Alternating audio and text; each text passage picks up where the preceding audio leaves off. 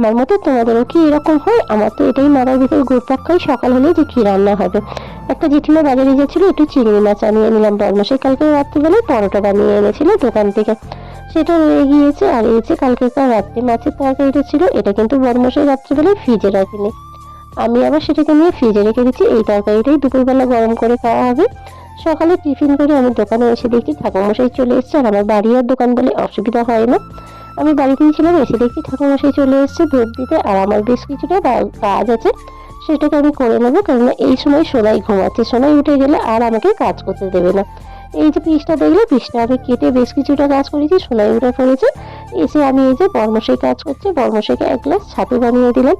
সোনাই দোলায় ঘুমাচ্ছিল, চোখ উঠে পড়েছে, ওর সাথে একটুখানি খেলা করে নিলাম। এই যে দেখো ও কতটা খুশি। ও ঘুরে ঘুরে দেখছিল যে আমি যেদিকে যাচ্ছিলাম, ও সেই দিকেই দেখছিল ঘুরে ঘুরে যে মা কোন দিকে যায়। আর এদিকে আমার মা এসে সোনাইকে কোলে তুলে নিল। আমি বললাম ওকে নিয়ে একটু বাইরে দিকে ঘুরে এসো, আর তারপরে হচ্ছে আমি ওকে ওর জন্য খাবারটা বানাই।